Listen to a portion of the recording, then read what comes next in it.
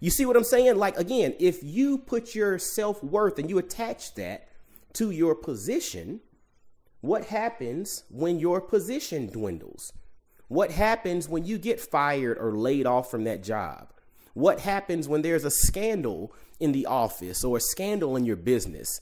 What happens when somebody digs up something from 25 years ago that you thought was buried and gone, and all of a sudden that's now front and center? If you've built your self-worth and connected it to... What's happening, y'all? This is Mike D with Black Fathers Now, where we're bringing the village to the brothers. Every couple of weeks, you can look forward to a quick inspirational message or a thought-provoking guest with knowledge and wisdom, all geared towards helping you be the best father that you can be. We're bringing the village to you. Now it's your turn to do something with what you learned. All right, y'all. Let's go.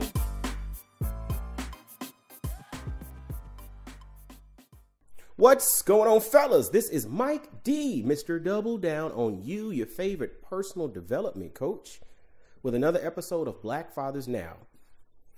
And today, I'm dropping a gem that I want you all to pay attention to. I'm dropping a gem that I want you to pay attention to. My self-worth is not connected to my position or my net worth. My self-worth is not connected to my position or my net worth. So what do I mean by that? You know, net worth is great. Wealth is amazing, right? Having access to be able to buy what you need, buy what you want, do the things that you want to do in life, and not have financial restriction is awesome, right? And I strive to ultimately get to a point in which, you know, there are zero financial limits, you know, in my family's life. But my self-worth is not directly connected to my net worth, no matter how high or how low it may be. Position. You know, there are a lot of individuals that have titles, that have positions, that have credentials, that have all kind of salutations behind their name and degrees, and, you know, they have position. You know, maybe they play a professional sport. You know, maybe they are a celebrity and they're on, you know, mainstream news and television all the time. They have millions of followers. They got blue checks on all the social media, you know, outlets. They have high position. People talk about them with high esteem, right? But my self-worth is not connected to my position. See, what happens in life is, and this is where you start to understand by having conversations with powerful brothers behind the scenes, you start to see that there are individuals who start reading their own headlines, and they start building their self-worth, and they start connecting their self-worth to what their net worth says on their balance sheet. As their net worth goes up, as their income goes up, as their assets increase in value, oh, that's how they build their self-worth. But what you see in that type of individual as well is you also see the opposite. You know, energy is neither lost nor gained, it's simply transferred. So usually when there is an attachment to the upside, there's also a personal attachment to the downside. So those same individuals that feel really good about themselves when their assets are increasing have the opposite effect when the market hits a downturn. You know, it's like a fire sale, like, oh my goodness, everything's crashing, or I need to figure out a new strategy or whatever, because my self-worth is attached to my net worth. And so if I do that, as my net worth increases, I feel good. But if something were to happen and there's a market correction, or some asset loses value, or maybe I made a wrong play or whatever, and things start to dwindle, I started to feel bad about myself. And that's because I have connected myself, my self-worth, to my net worth. And position is the same thing. You see individuals who all of a sudden get elevated into the public eye, and now they literally live a life as a celebrity, meaning they live a life to please other people. They dress a certain way, they act a certain way, they drop certain sound bites, all because they want to continuously build favor with the people, right? They want their position to be elevated. But the problem is, if that person messes up and makes a statement that a lot of people don't agree with, cancel culture, anybody? You see what I'm saying? Like, again, if you put your self-worth and you attach that to your position, what happens when your position dwindles? What happens when you get fired or laid off from that job? What happens when there's a scandal in the office or a scandal in your business?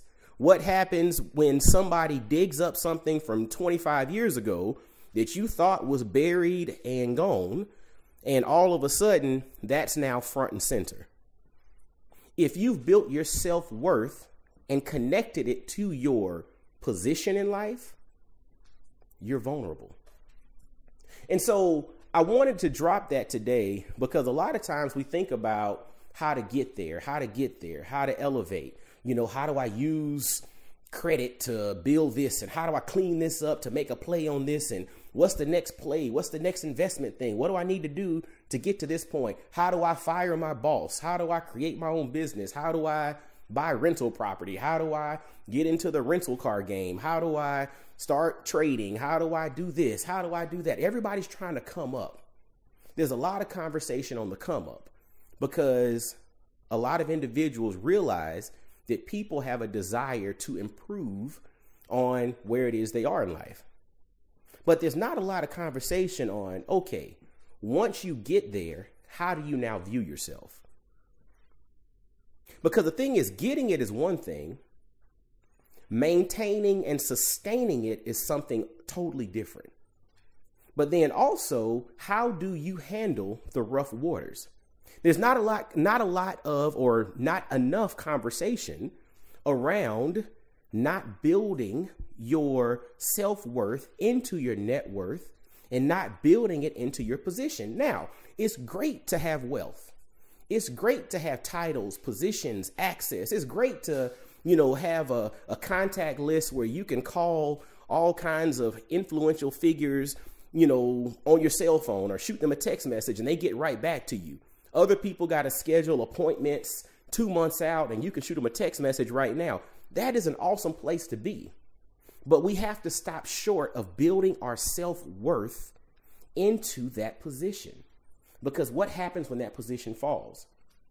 I give open up and give you a little personal testimony here.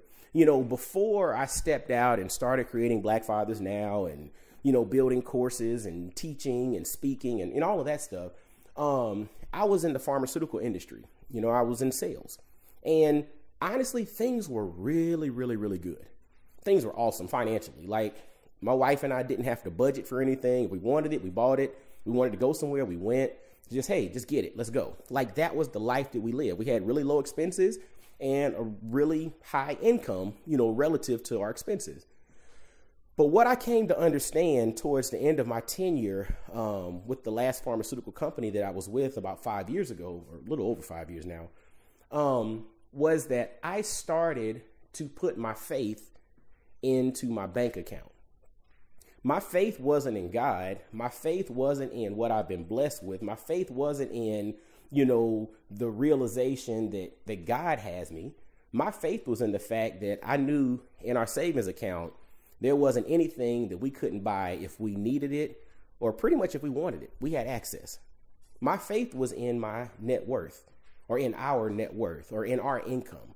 It was not in, what it needed to be, which was, my belief in God, my faith, my spiritual wholeness because of my relationship, with Jesus.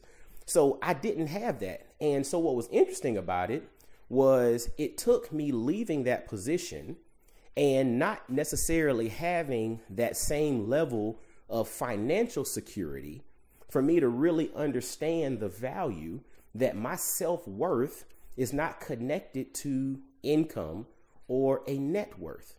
Now, again, it's cool and we're working to build significant net worth at some point. That's the whole goal in life. But even then, we're not building our self-worth and connecting it to our net worth, because that can come and go, just like your positions come and go. But you are here to stay until you close your eyes for the last time. You dig? So I just wanted y'all to realize and think about that. And that's just a gem that I want you to think about.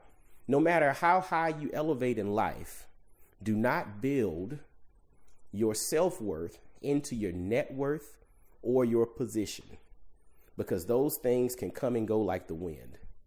And the other part to it is your self-worth is so much more than how much you have in your account anyway. All right. Well, I hope this is something. I hope you can take heed to this thought process. And I hope you really just sit down and think on it. Right. Pursue. Do what you can do to be the best version of yourself. Take care of your family. Leave an inheritance to your children's children's children. Right. Build wealth, but just don't tie your self-worth into your wealth. All right. Well, hey, as always, make sure to share these episodes out with others. Leave some ratings, leave some comments. And until next time, y'all be blessed, well, and wise. And I'll holler at you. Peace. Yo, fellas, I hope you enjoyed today's episode. And always, always, always visit blackfathersnow.com, as well as follow Black Fathers Now on virtually every social media platform you can think of. Instagram, Facebook, Twitter, everywhere. Just follow us and engage with us, man. Look forward to hearing from you. And I guess until next time, I'll holler at you. Peace.